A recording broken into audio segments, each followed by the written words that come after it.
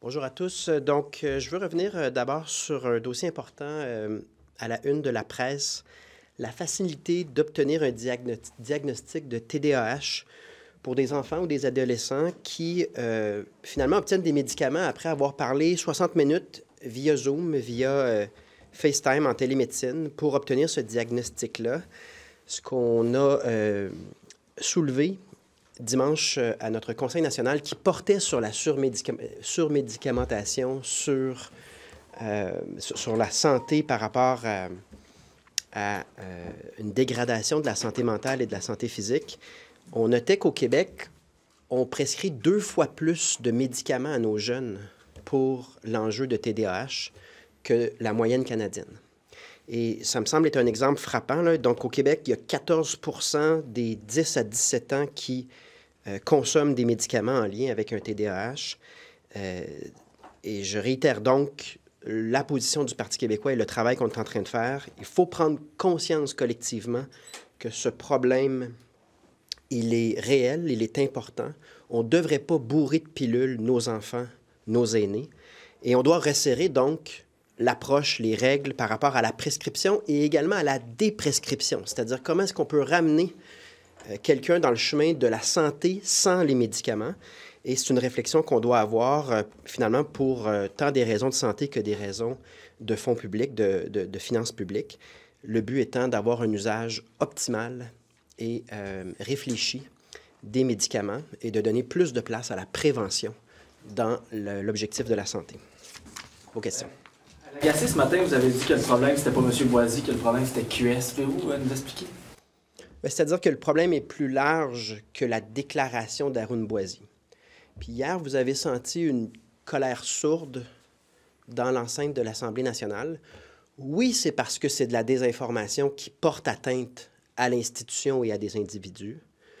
Oui, comme j'ai lu de la part de certains analystes, c'est vrai que dans l'histoire récente du Québec, les accusations de cette nature-là ont souvent servi pour affaiblir le Québec, affaiblir notamment le Parti québécois sous René Lévesque ou Jacques Parizeau. Mais là où je pense, là où je voulais vraiment soulever, je pense que ce qui se passe ici, là, c'est le ras-le-bol du wokisme. Le ras-le-bol d'une approche qui est généralisée à Québec solidaire depuis au moins 10 ans, qui consiste à déformer les propos des autres, déformer la réalité pour organiser des procès d'intention.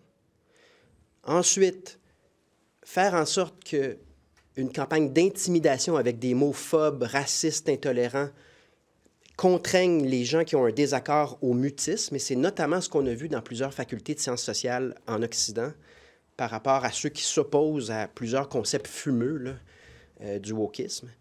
Et également jouer sur la victimisation, c'est-à-dire aussitôt qu'on tente d'ouvrir un débat, tout de suite, la victimisation tente également de limiter toute discussion sur un sujet donné. Cette approche-là, elle est typique de Québec solidaire depuis des années. Et cette approche-là, ce wokisme-là, la population en entier en a ras-le-bol et les élus de tous les partis, sauf Québec solidaire, en ont soupé de se faire traiter de tous les noms. Et prenez l'exemple du Parti québécois. Combien de fois est-ce que je spécifie qu'il est question des seuils d'immigration, puis qu'on essaie de trouver un modèle durable, puis de trouver le juste milieu, puis qu'on va en parler de manière responsable? Que fait ensuite Gabriel Nadeau-Dubois, Ruba Gazal, l'ensemble de l'Organisation de Québec solidaire? On déforme ces propos-là pour dire qu'on blâme l'immigrant, ce qu'on ne fait jamais. On déforme ces propos-là pour dire qu'on est dans le nationalisme identitaire. Gabriel Nadeau-Dubois disait que j'organise un référendum, je transforme l'indépendance en un référendum contre l'immigration. Même accueillir des Québécois d'adoption en leur disant « Faites attention, laissez-vous jamais dire que vous n'êtes pas bienvenu au Québec », ce qui sous-entend, là, dès la première approche, que Québec solidaire avertit du racisme des Québécois dès le premier moment d'arrivée au Québec. Tout ça, là, ça s'est accumulé, puis il arrive un moment où tous les élus en ont ras-le-bol de ça, ras-le-bol de la malhonnêteté intellectuelle, ras-le-bol de ces accusations, ces intimidations et cette victimisation, tout ça pour imposer des concepts qui intellectuellement ne tiennent pas la route et qui ont mené aussi à certaines dérives dans notre société. Vous en avez un exemple ce matin. Là, il y a des profs qui ne peuvent pas dire qu'un pays d'Afrique et certains pays d'Afrique sont moins nantis, sont moins riches que les pays en Amérique du Nord. Ils sont plus capables de dire ça parce qu'ils se font traiter de racistes. Ça fait partie de la même mouvance où les accusations de racisme fusent de toutes parts, mais dans un rapport de force, dans le but de contrôler l'agenda. Il y a aussi les antiféministes au cégep, comme on peut voir dans le reportage, c'est pas juste un. Non, mais ce que je veux dire, c'est les deux axes c'est qui beaucoup sont plus large que Québec solidaire. Le wokisme est un mouvement à proprement dit antidémocratique qui refuse le dialogue et qui se sert de l'intimidation et de la désinformation pour imposer son agenda. Et les gens sont tannés. Moi, le premier. Qui est incarné ici, selon moi, par Québec solidaire. Dans l'ensemble de son œuvre depuis 10 ans, vous trouverez, juste pour Arun Boisy, là, vous allez trouver une quinzaine d'exemples où il accuse à tout vent tout le monde d'être raciste.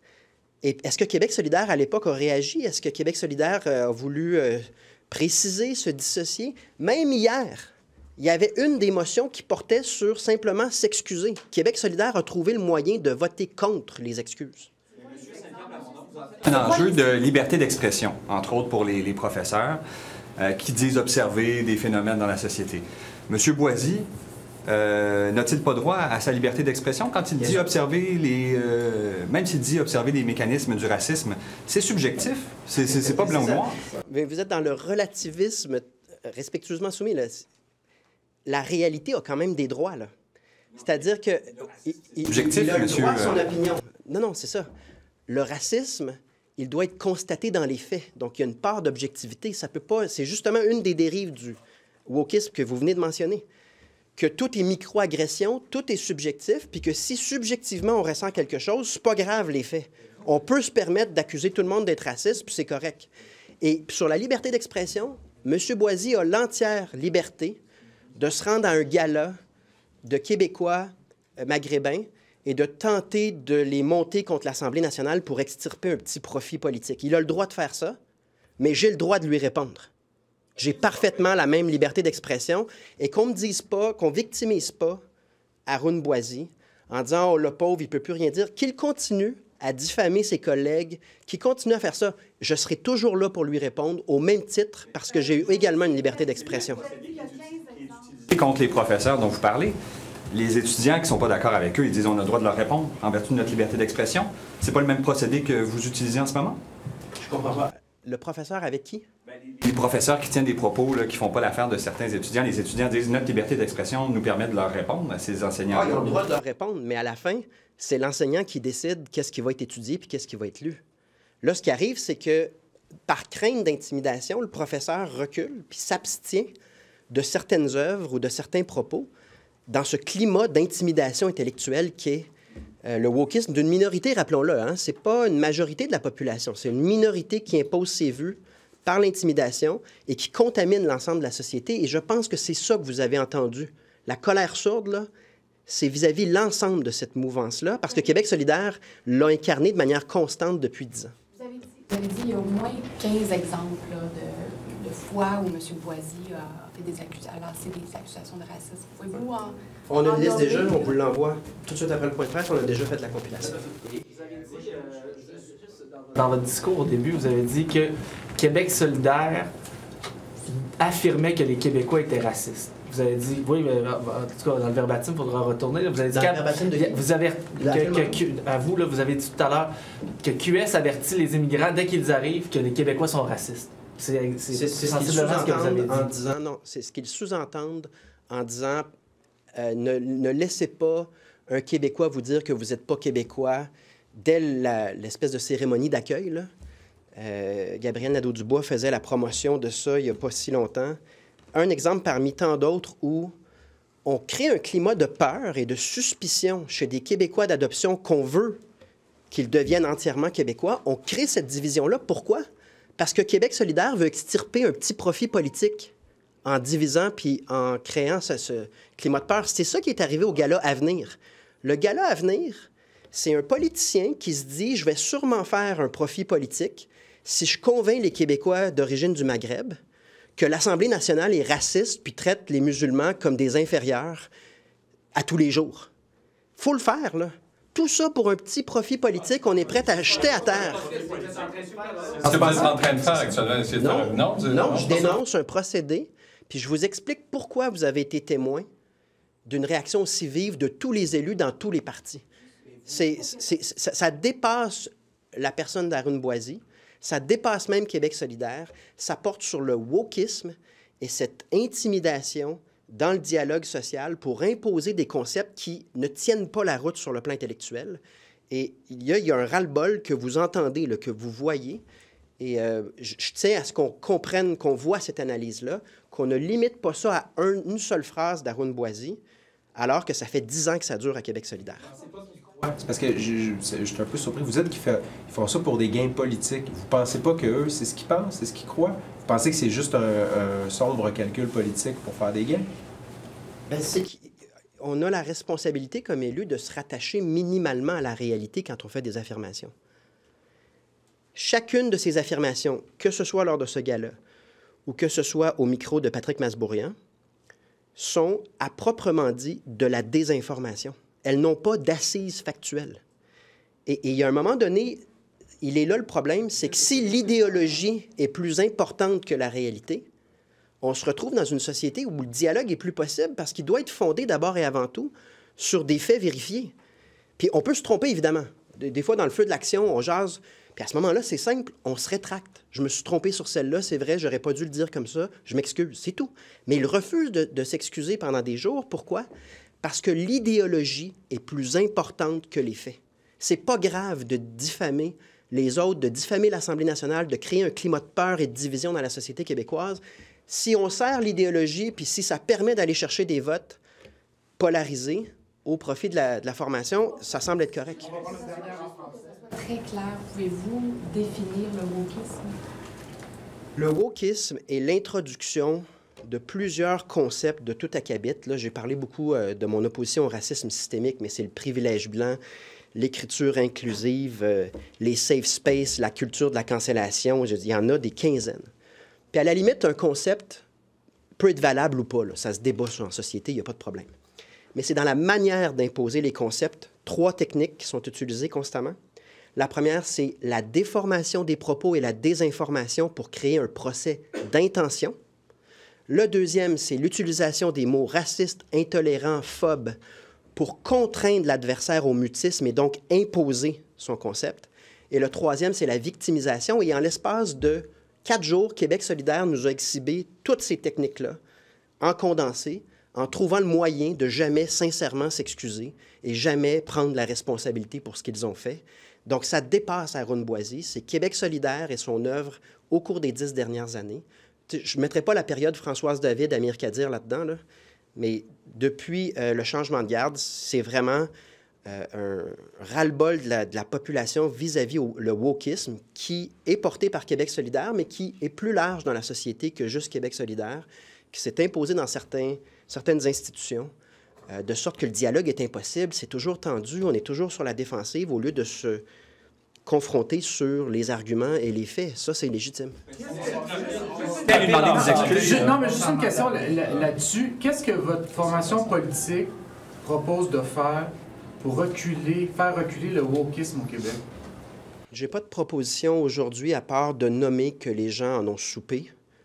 Puis le geste qu'on a posé collectivement hier, c'est quand même un point tournant, je pense. Puis pour le reste, le Parti québécois continue à s'engager, à traiter de tous les sujets sans s'abstenir sur aucun sujet de peur de se faire traiter de quelque chose. Mais lorsqu'on en traite, nous allons continuer à en traiter avec les mots les plus justes possibles, en étant prudents, en blâmant jamais les individus, mais en parlant des politiques publiques, ce qu'on a toujours fait puis ce qu'on va continuer à faire. Il y a un juste milieu possible. On n'est pas obligé de tomber dans la polarisation qu'on voit en Europe et aux États-Unis. Puis on va tenter au Parti québécois de viser ce milieu-là où on a le droit de débattre, mais c'est respectueux puis c'est pas de la désinformation. C'est pas impossible à atteindre. C'est pas parce que d'autres pays dans le monde ont de la difficulté avec la polarisation qu'on est obligé. Boisy est clos à ce moment-ci. Est-ce que vous lui demandez toujours des excuses, entre autres, pour ce qu'il a dit durant son entrevue? pense que je vous ai dit ce que j'en pensais sur le fond au niveau du phénomène qu'est le wokisme depuis 10 ans au Québec. Je prends acte que moi, je n'ai pas eu droit à des excuses pour des propos qui sont non fondés. Mais au final, on a passé le test à Québec solidaire hier. Ils avaient une motion qui demandait de s'excuser. Ils ont dit non. Puis là, mais ça ne me donne rien de revenir. Là. Ils ont dit non. Et il faut toujours, à ce moment-là, référer aux électeurs et dire c'est aux électeurs de choisir le jugement qu'ils décident de porter sur cette séquence-là, parce qu'on ne peut pas non plus passer 3 semaines sur ça, dans le contexte où là, l'actualité va continuer. Là. Donc, vous m'avez entendu sur ce que je pense de ce phénomène-là, puis vous avez pris acte. Mais rapidement sur la polarisation, parce que je voulais vous parler du fédéralisme. Monsieur Saint-Pierre Plamondon, vous parlez de polarisation puis d'être capable de dialoguer, mais je vous entends parler des fédéralistes, puis je me demande, est-ce que vous trouvez que c'est une position qui est légitime? Parce qu'en fin de semaine, ça donnait l'impression que c'est soit des gens qui ont peur ou qui travaillent pour un système. Ou est-ce que, par exemple, M. Pratt peut être de bonne foi puis croire que le Québec peut s'épanouir dans le Canada? À nouveau, il faut se rattacher aux faits. Vous me dites que j'ai dit quelque chose. C'est ça, mais une impression, c'est pas un fait. C'est ça, un procès d'intention. C'est quand on... Non, mais respectueusement soumis. Quand on Alice pose cherche des à semer la questions... peur. Ouais. C'est ce que vous avez dit. Oui, puis je pense que j'ai des bons exemples au soutien de ça. Mais je tente aussi de décrire le plus fidèlement possible ce que je vois. Si je me trompe, ça peut se débattre. Mais je n'ai pas traité personne de phobe, de raciste, d'intolérant. Et je n'ai pas tantôt non plus joué sur une victimisation de mon côté. Je pense que ce sont 2 sujets différents. On va essayer sur tous les sujets d'être le plus juste possible. Ça ne veut pas dire qu'on est parfait, mais on peut se donner comme objectif, comme société, de débattre de tous les sujets en demeurant mesuré, mais surtout en demeurant fidèle le plus possible aux faits, à la réalité, et non pas fidèle à une idéologie au détriment des faits et de la réalité. Sur les faits. Il y a un décret qui a été passé hier, qui a été annoncé ce matin sur les optométristes, où on force le gouvernement. On va forcer les optométristes à ne pas faire de moyens de pression à partir de demain, c'est ce qui était prévu.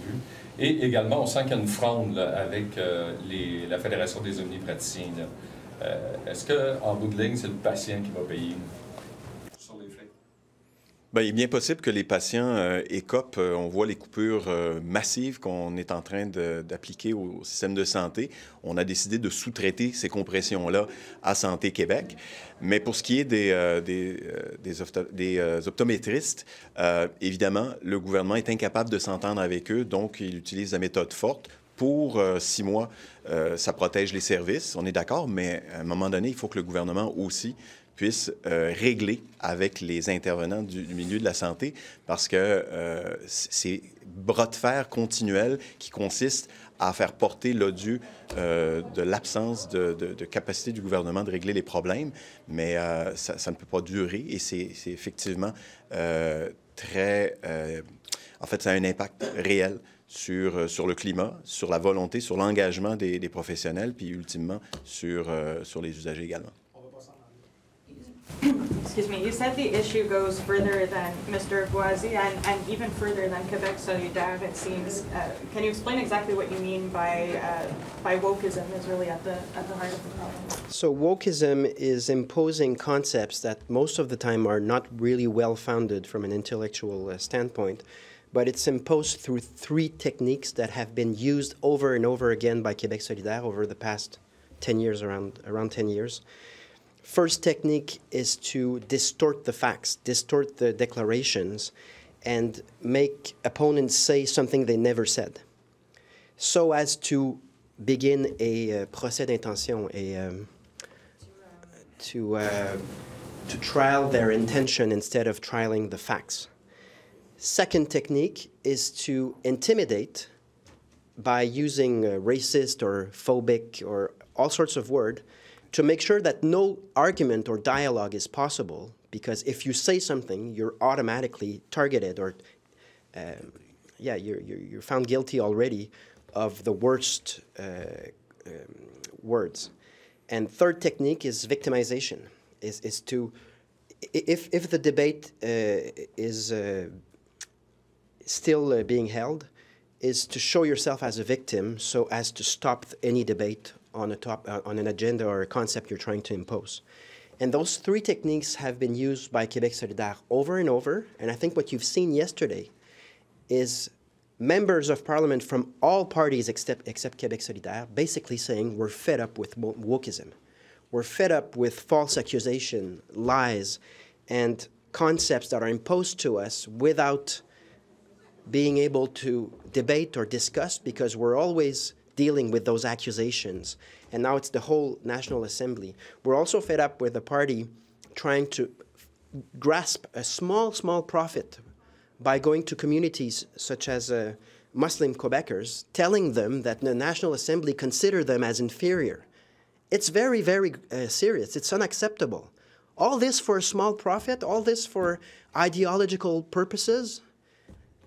We cannot divide ourselves, and we cannot hinder the dialogue that is necessary in a democracy with techniques such as what Québec solidaire has been doing over the past year. So it's not only about Arine Boisy, it's about Québec solidaire over the past years. And it's not only about Québec solidaire. Québec solidaire is one institutional representative of that ideological movement.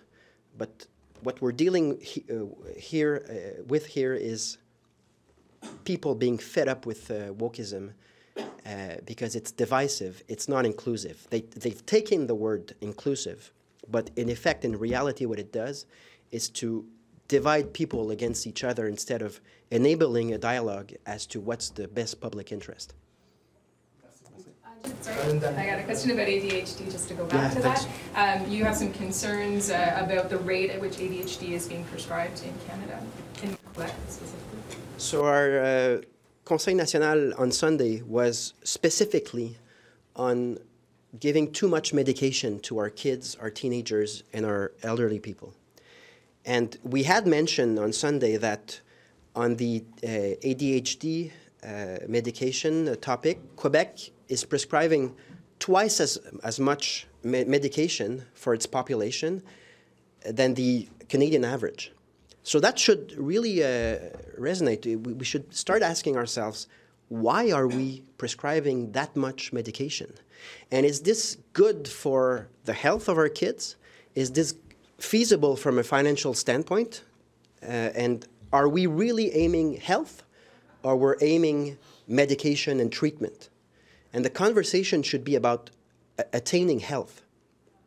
And that's why the data this morning we think should be taken very seriously, and we should be aiming at prescribing less by preventing more and orienting our daily lives more towards being healthy and not having a lot of people that are sick and prescribing medication as if all this was very normal. It's not normal to have that many of our kids and teenagers on medication. It's not normal. What would you like to see happen to move forward? We're developing a public policy based on the conferences we had on Sunday. It's going to be part of our 2026 platform.